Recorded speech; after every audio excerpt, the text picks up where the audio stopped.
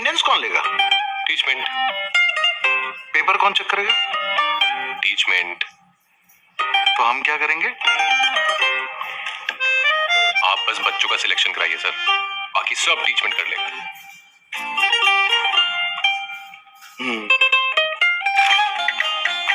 चाहे जैसी भी जरूरत हो, टीचमेंट पे टीचिंग आसान है।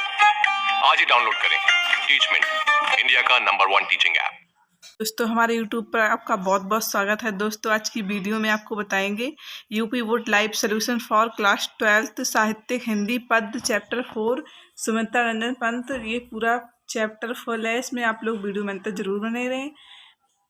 तो पाठ का नाम है नौका विहार, लेखक का नाम है सुमित्रा नंदन पंत। और प्रश्न है पहला, कवि कर सुमित्रा नंदन पंत का संक्षिप्त जीवन परिचय देते हुए उनकी कृतियों पर प्रकाश डालिए।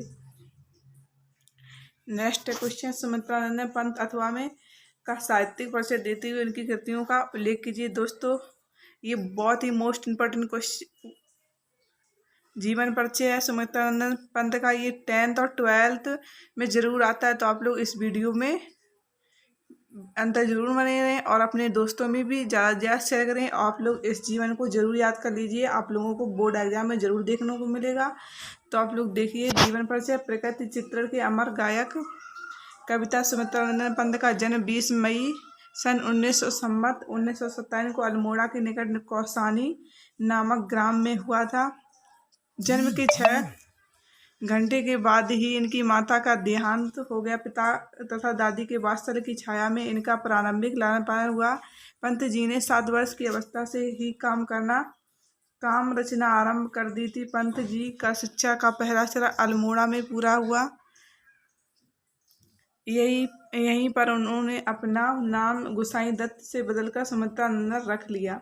सन 1919 ईस्वी में पंत जी अपने मझले भाई के साथ बनारस चले आए। यहाँ पर उन्होंने क्वींस कॉलेज में शिक्षा प्राप्त की। सन 1950 ईस्वी में ऑल इंडिया रेडियो के परामर्शदाता के पद पर नियुक्त हुए और सन 1957 ईस्वी तक प्रत्यक्ष रूप से रेडियो में समृद्ध रहे।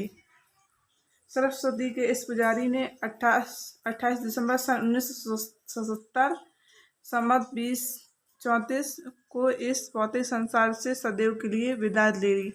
आप लोग जन्म और मृत्यु जरूर याद रखिए, बोर्ड एग्जाम में मोस्ट इम्पोर्टेंट ये जरूर पूछी जाती है। साहित्यिक व्यक्तित्व, छायावादी योग के ख्याति प्राप्त कवि सुमित्रा नंदन पंत 7 वर्ष की अल्पायु में ही कविताएं की रचना करने लगे थे।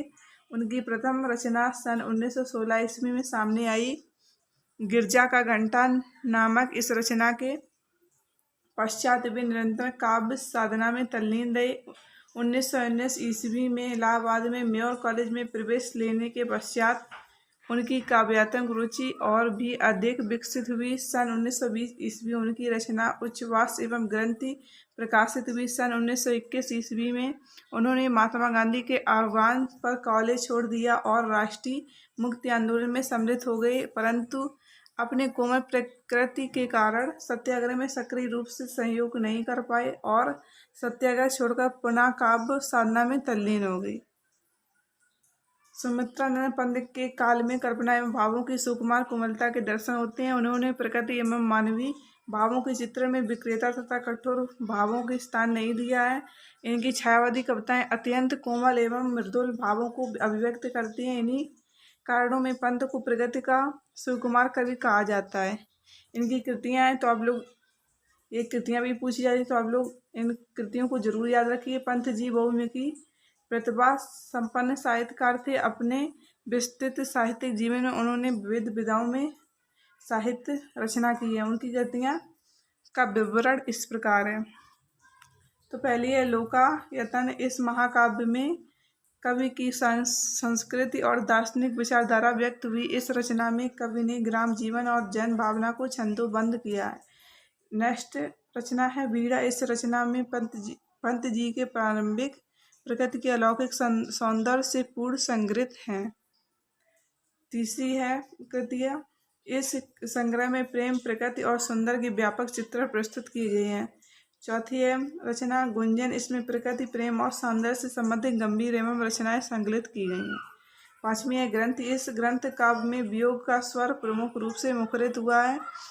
प्रकृति हाँ अभी कब की सहचरी रही है। अन्य कृतियाँ ये हैं स्वर्णदूल, स्वर्णकिरण, युगपथ, उज्ज्वल तथा आत्मा आदि में पंत जी महर्षि अरविंद के नव चेतनावाद में प्रभावित युगांत युगवाणी और गांव या में भी समाजवाद और भौतिक दर्शन और उन्मुख हुआ है। इन रचनाओं में कवि ने दीनहीन और शोषित वर्ग के अपने काव्य का आधार बनाया। हिंदी साहित्य में स्थान पंत जी असाधारण प्रतिभा के संपन्न साहित्यकार थे। काव्य के भाव एवं कला दोनों में ही वे एक महान कवि सिद्ध हुए। युग दृष्टा ही थे। छायावाद के युग प्रवर्तक कवि के रूप में उन्हें अपार ख्याति प्राप्त हुई है।